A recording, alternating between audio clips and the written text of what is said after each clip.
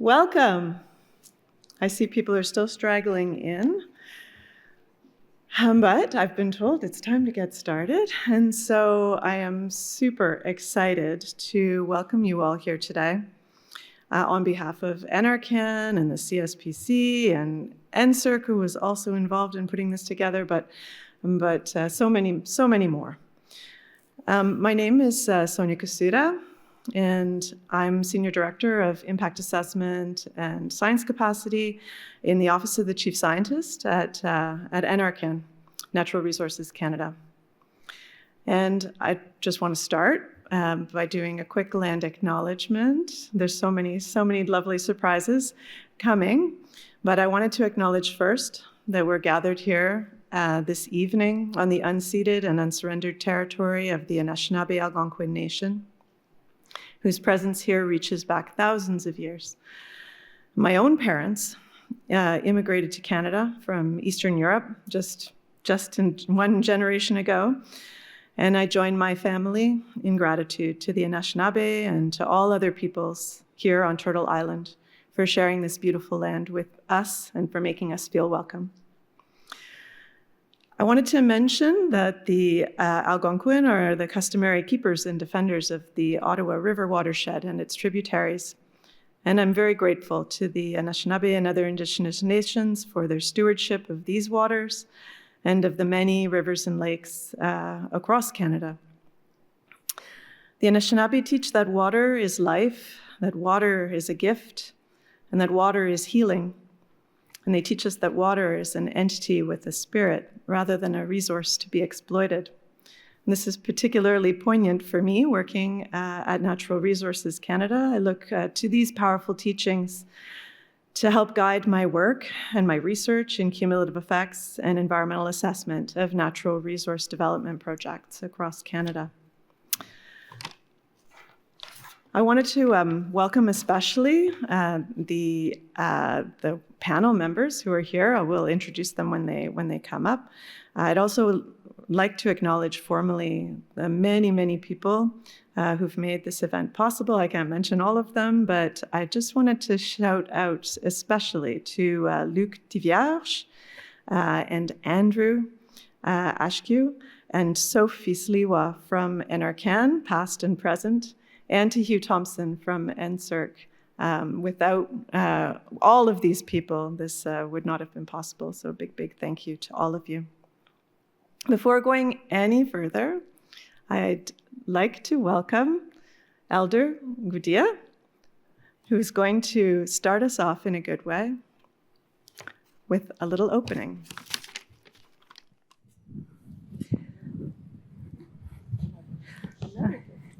Okay, thank you, Tobacco. Thank you. I have this mic on too. Shoni then that we have the opportunity to be here to share some words that were put down in paper, and from that paper onto film. The film has reached all over the world, and thank you, Sophie, for that kind of vision, for saying that it could be done and making it happen. Shoni then to grandmothers and grandfathers, all of our grandmothers and grandfathers that went through different times. And in my time, my grandmothers and grandfather went through turbulent times. And it's their teaching that grounds me today in the work that I continue to do. I also want to acknowledge another a person who has passed, Senator Sinclair. And the work that he was a part of, because that work there guides us all in how we move forward each day and how we approach our work and how we approach our words. And this brings us grounding, but it also brings us unity. It brings us to each other on this earth that we live on. And thank you for the acknowledgement of the water as well, and the land that we are on. Somebody said that you might prefer the snow instead of the rain, and I do. I also want to acknowledge our place on this earth with all of our relations, the winged, the finned, the rooted, the four-legged, that we all are here together as good relations to each other. And may our work and our words and our action also give us guidance so that we can be good ancestors. Shoni then.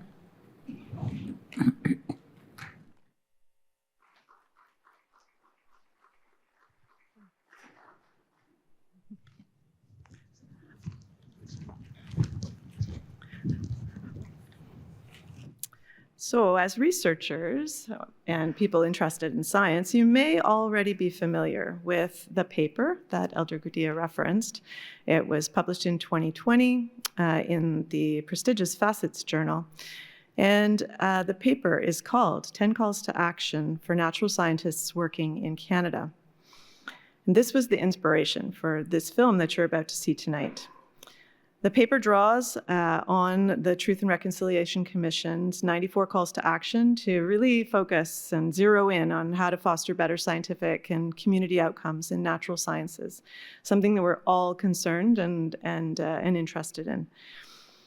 Through the vision and commitment and persistence of Sophie Sliwa, now retired from NRCan, who's here tonight, as well as the generous financial support of NRCan and the talented direction of Shot in the Dark Productions, the research paper has taken life on screen.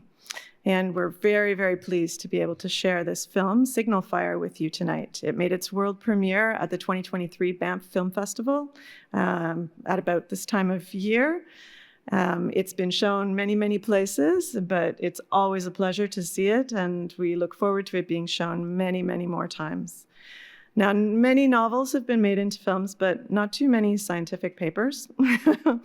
So this is something really special. And it's a beautiful, moving, very visually compelling documentary, an artistic expression, but also a really valuable tool for teaching and learning. It also challenges the scientific community to rethink natural science research with respect, with recognition, with understanding, and with collaboration. And very importantly, the film brings the calls to action to a much broader audience, and it brings it to another level as well, a level of advocacy, I think, for the natural environment and for the people who steward it.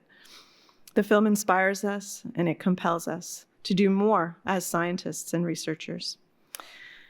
And so I'm going to show the film. We're going to show the film with great pleasure. Afterward, we're going to have a little bit of a discussion I'm going to hope to steward a yarn, as we learned yesterday afternoon, with a few questions for the authors, but we'll welcome your questions as well. So please do think of some. And the microphone, unfortunately, is at the other side of the room. I see everybody's on this side. I don't know if it's possible to bring the mic over to where the people are. Oh, there's one over there. Okay, great. Perfect.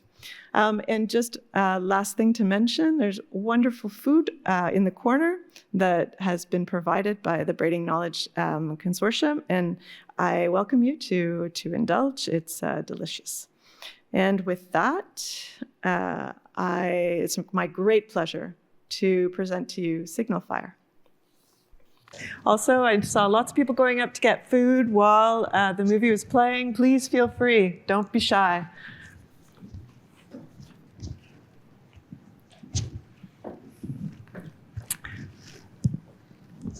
Wonderful. Thank you. Thank you all for being here. So I have a few questions, as I mentioned, and then we'll turn it over to questions from the crowd. And I'm hoping to start maybe with you, Elder Gudea. For you, what's the most important message that you want people to take home from this film? That was my granddaughter in there, and I wanted to include her and all of my grandchildren in the work that we do out on the land or on the water or out on the ice, up in the air. It's their generation that will be the decision makers in 20, 30 years' time. In some cases, some of my older grandchildren, it'll be 10 years' time, they'll be the decision makers. And you need to have the ability to, and the skills to be effective decision makers. And in our lifetime, we don't need to take all of the resources that is categorized as resources from the land or from the water, from the air, that we deplete it so that they are having to deal with what we have left them, rather than having the resources there to be effective decision makers in 50 years' time. So it's young people that do nana. Good perspective, and good for all of us who are parents and looking to the future generation. Lawrence, Heidi, do you have any things you'd like to speak to? The take-home messages you'd like people to walk away with? Yeah, I have some thoughts. And I think I'm going to reflect a lot on sort of the concept of reconciliation. And for Indigenous peoples, it reaches like far beyond science and research. It strikes at the very relationship that Canada holds with Indigenous peoples. It is this relationship that all of us hold, actually, in terms of achieving reconciliation, and it is why it's such a challenging endeavor to undertake. The 10 Calls to Action paper seeks in a way, first, to sort of chart a bit of a roadmap, but two, also to take a snapshot in time to remind us that there are important steps to be taken in how science and research chooses to chart out a future with Indigenous peoples. In terms of how we go about charting this future with Indigenous peoples, science and research has a critically important role in meeting Indigenous peoples where they're at and where they wish to go. As Indigenous peoples in Canada, not only have a role in addressing obviously the grand challenges that Canada is facing, obviously in terms of climate change, health, Arctic science strategy, as well as the ocean economy. I think that there's a lot to be learned from the approaches that Indigenous people are using, as well as their knowledges, and the resilience in many cases. In many cases, Indigenous peoples are already laying the groundwork in terms of Canadian responses to many of these challenges, such as through Indigenous protected areas, land guardians, co-governance, some of the traditional management practices, economic reconciliation, and obviously the protecting of Indigenous rights. So I think it's also we have to think about where are we now, and where does the science and research community need to be to really kind of meet Indigenous peoples where they're at. So that's the main message. Which? Well, speaking of reconciliation, the Canadian government and all academic institutions are trying to do things through that lens of reconciliation, advancing reconciliation. Heidi, you're embedded in an academic institution. What do you think organizations can do to fully integrate the 10 calls to action? What can't they do?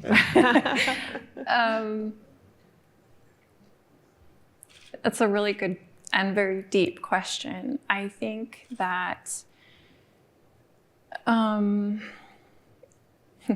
it's going to sound a little bit cliche maybe, but I think a lot of the time we need to get out of our own way. I also think that it's very easy to fall into, we kind of allude to this in the film and the paper, it's really easy to fall into this trap of thinking that this can be done in a 3-year or 5-year or 10-year strategic plan. And that if you don't meet this preset of milestones, it's good to have a snapshot, but if you don't meet this preset of milestones, then it's a failure, and you have to have one thing leading to another thing, leading to another thing. And I don't think that's what we need to do. I think we need to reshape so many things from the ground up that it's going to take courage from leaders to reimagine the process, to meet communities where they're at, to meet everyone where they're at, and move forward in a way that's not going to be linear and is not going to be a firm destination. Like you can't plan where you're going to be in 2 years or 3 years. That being said, I also like getting into the minutiae. I spend a lot of time fighting bureaucracy. On my LinkedIn profile for a while, actually, I think I said I had a black belt in bureaucracy slaying. Just things like small barriers. I think that all it takes, actually, our Assistant Vice President Research a couple weeks ago at Laurier said, all you need is one champion. And most of the time, I get a hold of Charity and she makes one phone call and all of a sudden the barriers are dropped. So you need champions at various levels, I think, within the institutions. Yes, absolutely. I love that black belt in bureaucracy slaying. Oh, wow. Who would like to have a black belt in bureaucracy slaying? That'd be wonderful. There's lots of talk in the film about terminology, and for sure language is super important. In the film, there's mention of Western science and Indigenous knowledge. Are these terms adequate? Are they sufficient? Are they accurate? Are they polite? Are they wrong? How should we be thinking about language and then these terminologies in thinking about our research? I don't know. Oh, go ahead. In 1996, we were in Inuvik, a circumpolar meeting, to talk about traditional knowledge and how this word was going to capture my grandmother's and grandfather's way of life, how they knew based on the way that the clouds were moving, that whether we pack up and get back across the lake, or we could stay for another few days hunting over on that side of the lake. Knowing how the ice is melting in the springtime, how long that we could be out on the trap line before we had to come back across the lake. That to me is not traditional knowledge. That to me is generational knowledge, ancestral knowledge. And it's that knowledge that has carried through to where we are in our community today. 2022 to 2032 is the International Decade of Indigenous Languages. And everybody gives their land acknowledgement when they're talking. I appreciate Heidi's efforts to introduce herself in the language of the Dene people from the Mackenzie River Valley, to learn a little bit of that language.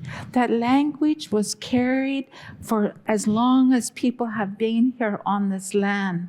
And within that language is knowledge of how to care for the land and how to care for the water and your relations and your own family on the land and the water and the ice.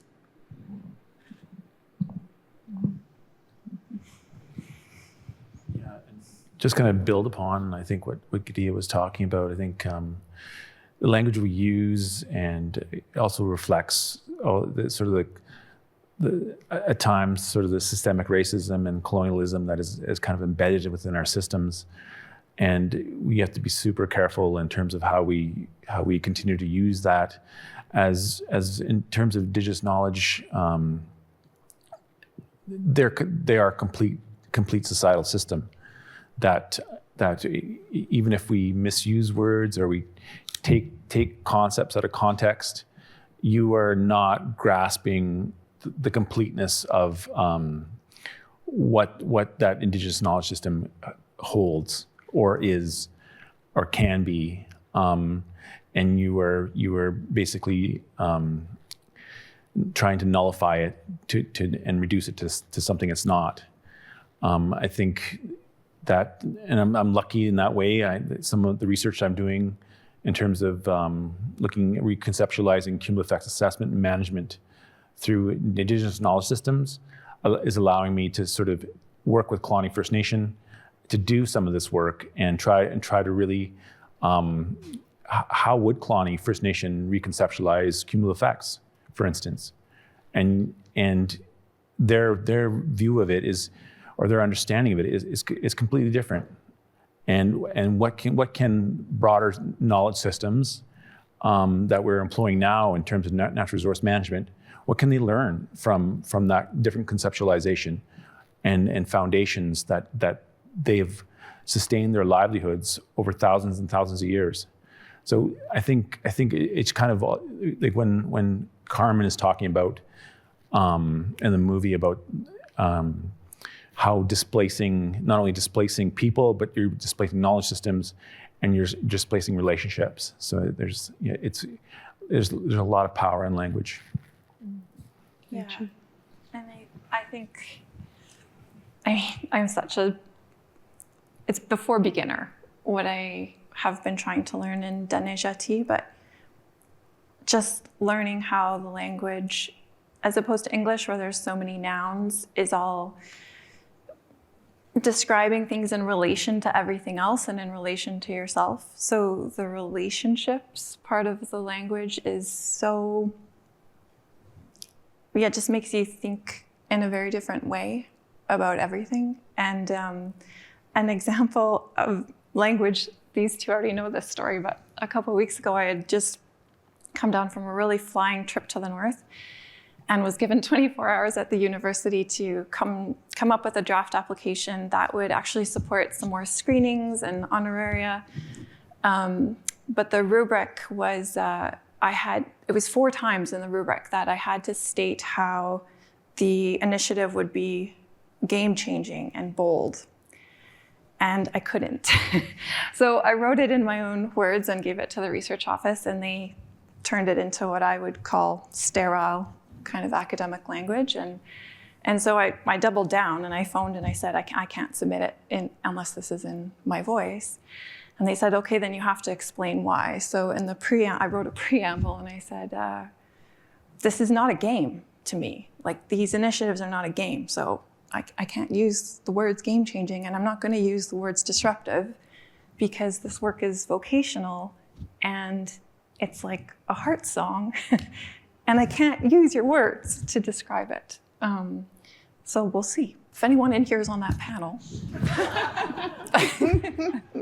feel free to come talk to me afterwards.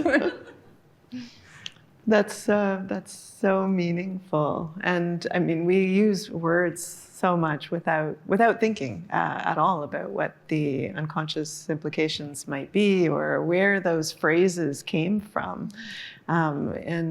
Game changing is it's one of them. Yeah, very, very interesting. You talked about relationships. Each one of you talked about relationships. And Heidi, in the film, you mentioned at one point, I think researchers are well-intentioned, and they want to do the right thing, but they just don't know where to start. I wonder if maybe each one of you could pinpoint us to where they should start in building a true relationship, a meaningful relationship with Indigenous peoples, but perhaps with themselves and with the land as well. This group of people here are policy people, maybe right there. Yeah, there's policy people, there's some scientists. Yeah. Wherever your foot is, wherever your hands are, wherever your heart and your mind is, then that's the place to start. Work with goodness and that good intentions, and thinking ahead that your work and your intentions is laying that path for the next generations. They're the ones that are going to be here. They're the ones that are going to be in this kind of a room, and making sure that the work that is done in your time, within your skills and your abilities, that you are having that kind of foundation to the next generation. I keep going that way because I see my grandkids trying to be the most skilled cell phone user. Perfect. So I'm going to talk a bit about the 10 calls. So the 10 calls paper is sort of a window into how to take some initial first steps in obviously sharing power and creating more equitable spaces with Indigenous peoples. I think just going beyond that, though, the real challenge lies in how do we move beyond these initial steps to truly be creative and allow Canada to be a world leader in working with Indigenous peoples in these spaces.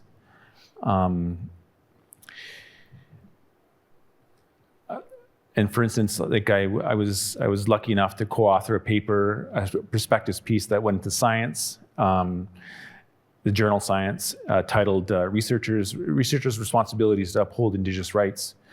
It's fundamentally about how do we all adopt the mindset of uplifting Indigenous interests through a theory of change approach to implement UNDRIP within all our research efforts.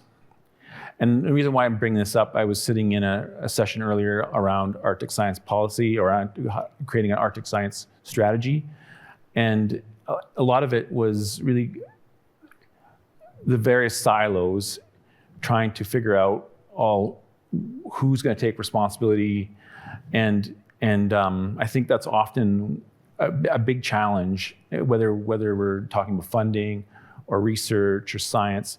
But how do we start thinking more horizontally? How do we start thinking in means of like, what are the interests? How do we support those interests? How do we and those interests are coming from various perspectives. Indigenous peoples is probably my personal one I would focus on, but and I think, and we also heard, which I think was amazing, from the Indigenous symposium that Kyle and Emily brought together, and they brought a researcher from the Public Health Agency of Canada, Dr. John Kim, and he really kind of. I think he also laid out a bit of maybe a bit of a challenge to other researchers to be creative and think about and push boundaries. I think because they developed a blood monitoring process that First Nations communities are picking up, and because it's adaptable, it's practical, and it meets their needs. Does it not fit within all of the agency's parameters? No, but I think that there's steps there in terms of and a formula that what if we also apply that kind of thinking to an Arctic science strategy. So, yeah.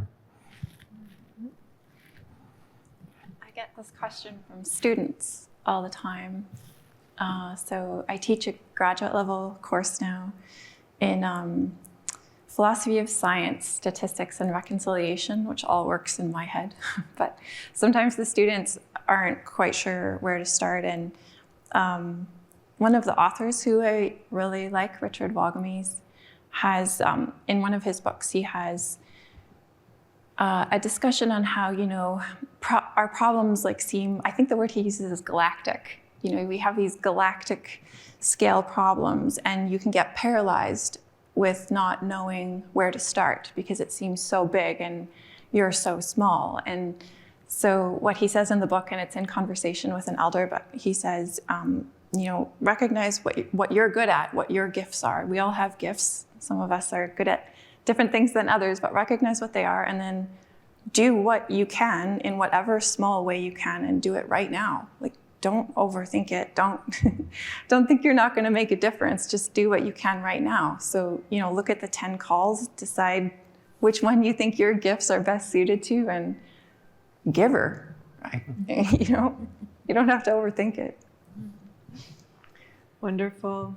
I think this time means we have only 9 minutes left. And so I would love to hear questions from the audience, if you have any. While you're making your way to the mic, I'll ask one last question. Oh, is there somebody already at a mic? Oh, go ahead. Is this working here? Hi, I'm Aaron. I'm with the University of Guelph. Just wondering, we've heard a lot about research and practice, and we're kind of pushing on something that works a little closer with some of the stuff that I work with. Dr. Swanson, some of the things you were saying. Research and practice is a really great place to start. A lot of the time, that research begins with funding proposals, and the way that funding proposals are structured is fairly linear with a series of KPIs and very, very often a really small box to talk about how you might be impacting communities that really should be a large part of the work that we're doing. What kind of changes would you like to see reflected in the way that we structure these asks for the resources that go into research that would help that impact come from a kind of laying the groundwork for that impact to be part of the project from the beginning, if that makes sense? How can we structure these calls for funding so that some of these practices are fundamentally part of the system and we're not constantly having to fight our way through a bureaucracy in order to apply them? I can take a first crack if you want. Yeah, that's a really, really good question. I often kind of describe what I call the tightrope that I walk, which is the core of my research program, or the research program that I lead, is responding to community questions in the North. But then that often isn't really well aligned with a master's degree or a PhD degree for a student. And so then I have to be quite creative, right? And I have to answer that community question first and then find ways to layer on top something that matches the scope of what the university thinks is adequate for those degrees. But what I would like to see in answer to your question, I think, is a bit more, I call it flipping the script. So instead of researchers being I work on whatever, geology or glaciology or fish mercury, and I'm interested in this, and this will be of interest to these communities because, no, it should be, KFN has a research strategy, Kugluktuk Hunters and Trappers Organization has a list of research questions, and we basically matchmake. Okay, these are the priorities, these are the questions, where can we find the researchers that can help? And then not all researchers are going to be super great at working with communities. You don't all have to be. Someone can be the person running the sequencer and not talk to any other humans, and then you have someone else talking to people. But I think if we can flip it so that you're not trying to shoehorn the community applicability onto the end, but that's the basis, and then the little add-ons or the little nice science discovery things, I think that's what I'd like to see somewhere down the road. Yeah. As I'm the vice chair of the board for Braiding Knowledges Canada, we were able to provide the food, which is hopefully everyone is enjoying.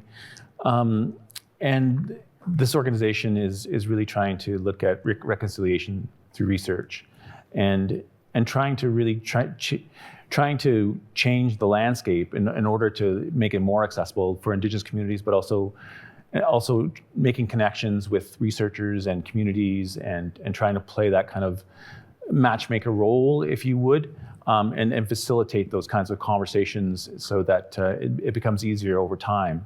I think your question is important, and it probably has to happen at numerous levels, right? Like right from the ground, right to in terms of how funding priorities are identified, and so and even probably more globally, right? Like I think there's a lot of international commitments that Canada is making.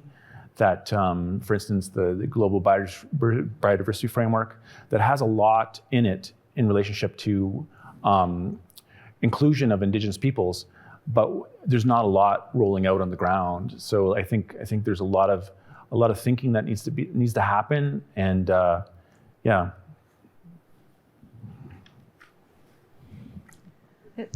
People have to also look at the area that they're wanting to work in. At the beginning, they said, "Go and knock on that door. Go and find out that these are the areas in Canada that I would like to be working, or I plan to work, and or I'm curious about, and go to the nations that are there." Every place in Canada has a First Nation, and there's many doors to knock on, and you'll find one. And when you do, there will be something there that you can put your work toward, and make it beneficial for both. That the work that you're carrying out is also the work that is needed for the areas that you are in. The other one that is also the institutions that are bringing thousands and thousands of students out through their door without that good preparation, without that long-term foresight. You're going to be graduated out of this kind of a Western way of viewing the world, and you're expected to now readjust and rethink all of what you have just put yourself through for the last 8 years, and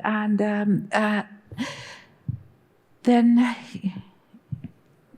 how does these institutions that are sort of locked into a Western way of thinking and doing going to readjust and flip their approach and their credentials of what is qualified as knowledge?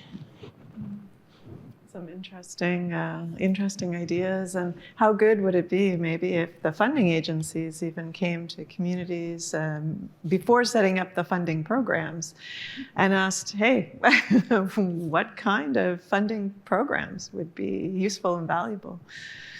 Yeah. I think there are 2 questions over here. Sophie. She said she was going to ask a tough question. It's not a tough question, I promise. We're all quaking in our boots, Sophie. Ani Bojo, Sophie Sliva Indigenous Cause, Bajamini Quaid Indigenous Cause, Makwa Dodem. My current position is thinker of big thoughts. In the film, Amy Cardinal Christensen, towards the end of her piece, she said something about Indigenous peoples as teachers, and they rarely get the opportunity to do, or words to that effect. This is something that I've thought about for a number of years, probably multiple decades. And it's not so much a question, but a thought that I would like you to comment on. But if you don't have any comment on it for a moment, but it's something to think about, and perhaps for the people in the audience to think about as well.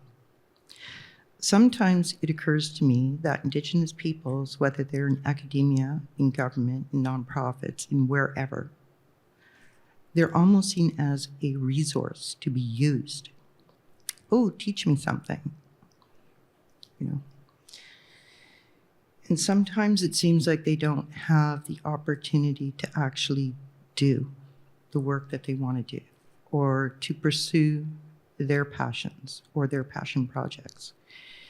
They're seen as a resource. And I know we've talked quite a number of times about well-intentioned researchers, but to me, it almost seems like there's a bit of a, excuse the word, vampirism, almost as if they're sucking the life out of us so that we don't have, so for their use, but we don't have the opportunity as Indigenous peoples to put our knowledge, our experience, our thoughts, our passions into work that needs to be done. I'm just wondering, has anyone else ever thought of this? Has it ever crossed your mind? And if it has, what do you think? Miigwech. I see that smile, Lawrence. Keeping in mind that Yeah, we're already in negative This time is very here. unnerving. I think now that I'm in academia, I hear a lot from my other Indigenous colleagues. Like they're stretched to the limit. They're expected to do so much more, and it's hard. And because, and Kyle talked a bit about this in the movie. You are now in a position of privilege, and because you're in that position. You want to give as much as you possibly can, and it's challenging. And why I'm smiling is that I worked much of my career in roles where you didn't get the opportunity to work on things that you thought were important or able to, and it's part of the reason why I am lucky because my partner Carmen.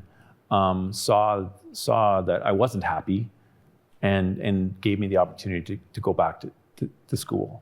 So, and I probably should have made a shift a long time ago, but just because of circumstance, probably my own weaknesses, not seeing them and not making that turn. But I'm here now, hopefully, fingers crossed. And yeah, I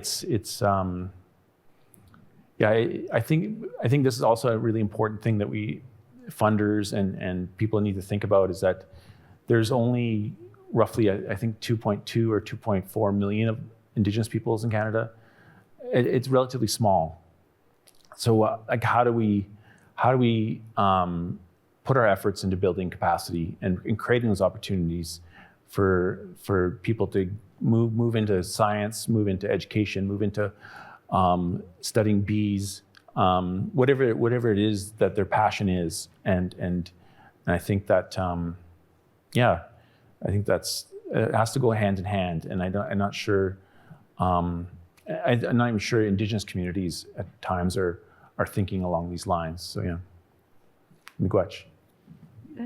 For me, Sophie, that kind of reconciliation work, doing it right now.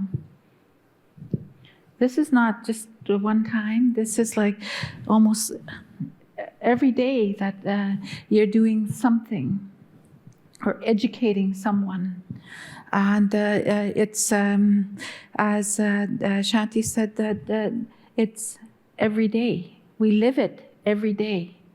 And it just becomes fact. It just becomes a part of my life. And there's not too many other people around this country that have that kind of thinking other than the Indigenous people. That this is part of the way that we have to live our life to be able to make change. Or spark change, get that fire going. I wanted to acknowledge Sophie and Andrew, Kyle there, and Hugh over there for your work and bringing the film and being inspired and committed. Shoni then to all of you.